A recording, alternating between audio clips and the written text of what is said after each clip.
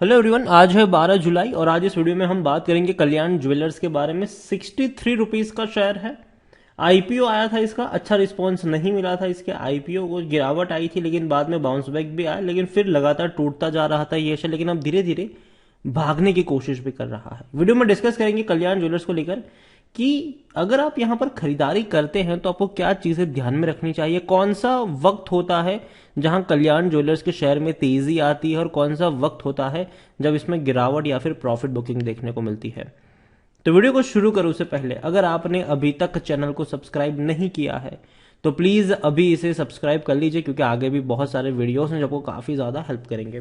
तो 63 रुपीज का शेयर है कल्याण ज्वेलर्स का, और एक महीने में अगर हम देखें तो पिछले एक महीने में कल्याण ज्वेलर्स के शेयर में तकरीबन 6% की तेजी आई है। और इवन एक साल की अगर हम बात करें तो पिछले एक साल में कल्याण ज्वेलर्स में 17% की गिरावट भी देखने को मिली है। अगर हम ग्राफ को कुछ समझने की कोशिश करें तो हाँ, अगर देखा जाए तो शेयर में तेजी बनी थी, आप देख सकते हैं 80 रुपए से भी ऊपर गया था। लेकिन ये कौन सा दौर था? ये वो दौर था जब दिवाली नजदीक आने वाली थी, जब त्योहारों का सीजन आने वाला था। अगर आप देख सकते हो तो पिछले साल अगस्त महीने में ये शेयर टूट के 60 रुपए तक आया था, लेकिन उसके बाद भागना शुरू हुआ क्योंकि फेस्टिवल सीजन शुरू हो रहे थे, चाहे उसमें नवरात्रि की बात करें या दिवाली की बात करें या फिर शादियों के सीजन की बात करें। तो जाहिर सी बात है, देखो एक चीज हमेशा समझो, मार्केट जो है ना वो कभी ऐसा नहीं प्रिडिक्ट करता कि चलो अभी कुछ हो रहा है तो अभी भागना शुरू कर दे। मार्केट चीजों को 2-3 महीने पहले ही भांप लेता है और उसके हिसाब से शुरुआत में ही तेजी देखने को मिल जाती है। लेकिन जैसे ही आप देखोगे दिवाली खत्म हुई, ये नीचे की तरफ टूटता चला गया था, प्रॉफिट बुकिंग वो देखने को मिली थी। हालांकि उसके बाद की जो गिरावट है वो तो मार्केट की गिरावट ही थी, और टूट के ये 55 रुपए तक भी पहुंचा है ये, और काफी बड़ी गिरावट हमें देखने को मिली पिछले एक साल में। और पिछले 5 साल की अगर हम बात करें तो इससे पहले भी शेयर टूटा जरूर था। 2021 मई में अगर आप देखो 58 रुपीज तक गया था, ये बाउंस बैक किया, फिर वापस गया है, फिर बाउंस बैक किया। देखो मैंने पहले भी कहा था, मैं अब भी कहूंगा कि अगर 60 रुपए के नीचे कल्याण ज्वेलर्स मिल रहा है तो खरीदारी के मौके हैं, लेकिन 75 रुपए के आसपास है तो बेचो और भाग जाओ वहां से।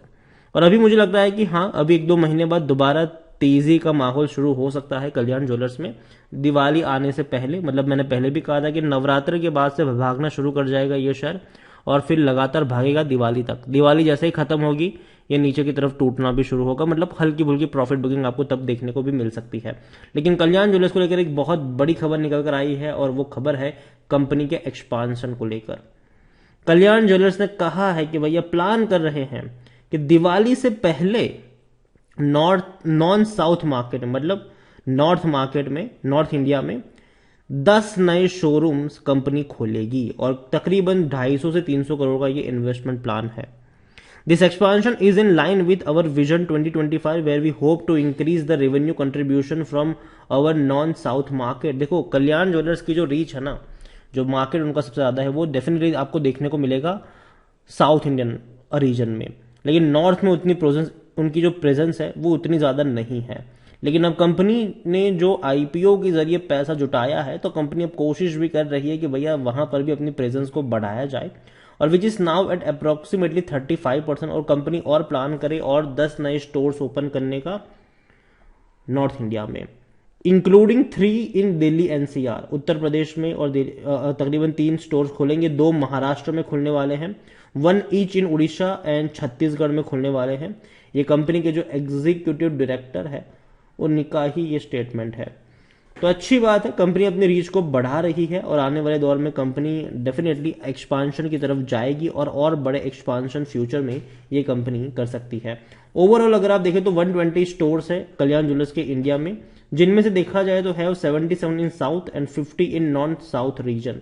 मतलब साउथ इंडिया में ही इनके तकरीबन 77 स्टोर्स है, और बाकी नॉन साउथ रीजन में कुल मिलाकर 50 स्टोर्स इनके देखने को मिल रहे हैं। The company has 31 outlets in middle east.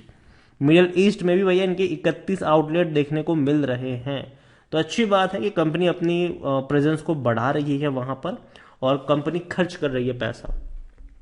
Kalyan jewellers देखे तो भैया मिड कैप शेयर है, 6,660 करोड़ के आसपास का इसका मार्केट कैप है। वॉल्यूम देखा जाए तो ज्यादा नहीं है, 9.5 लाख का से भी कम का वॉल्यूम है, जो कि बहुत कम वॉल्यूम है। यहाँ पर प्रमोटर के पास 60.54% की होल्डिंग है, 3.05 एफआईज के पास है, 1.53 म्यूचुअल फंड और 0.03% की होल्डिंग इंश्योरेंस कंपनी के पास देखने को मिल रही है। एक भी शेयर प्रमोटर का गिरवी नहीं है, जो कि अच्छी बात है। कल्याण ज्वेलर्स में अगर आप देखने की कोशिश करें तो 100% लोग कह रहे हैं खरीदारी करो। डेफिनेटली मेरी खुद की बाइंग की रिकमेंडेशन है, लेकिन कब, जब शेयर आपको 60 रुपए के आसपास मिले तब। लेकिन अगर शेयर 70-75 पे जाता है तो प्रॉफिट लेकर भाग जाने में ही भलाई रहेगी। और ये वो कंपनी है जिसको मैं शॉर्ट टर्म के लिए प्रीफर करूंगा। मतलब कि जब फेस्टिवल आना हो, मतलब जब फेस्टिवल में 2-3 महीनों का टाइम होगा, आप खरीदारी करो, जैसे ही फेस्टिवल आ जाए प्रॉफिट लो और निकल लो। यही सिंपल चीज आप यहां पर अप्लाई कर सकते हो। कल्याण ज्वेलर्स में अगर आप देखो तो रेवेन्यू में डेफिनेटली तेजी आई है। जो आईपीओ से पैसा जुटाया था और भी कुछ आउटलेट्स इन्होंने खोले थे फाइनेंशियल ईयर 2022 में, और यही वजह है कि फाइनेंशियल ईयर 2022 में अब तक का सबसे हाईएस्ट रेवेन्यू था 9,000 करोड़ से भी ज्यादा का। और प्रॉफिट भी अगर आप देखें तो वो भी 214 करोड़ का मुनाफा इसने कमाया था, जो कि अच्छी बात है यार, बहुत अच्छी बात है ये।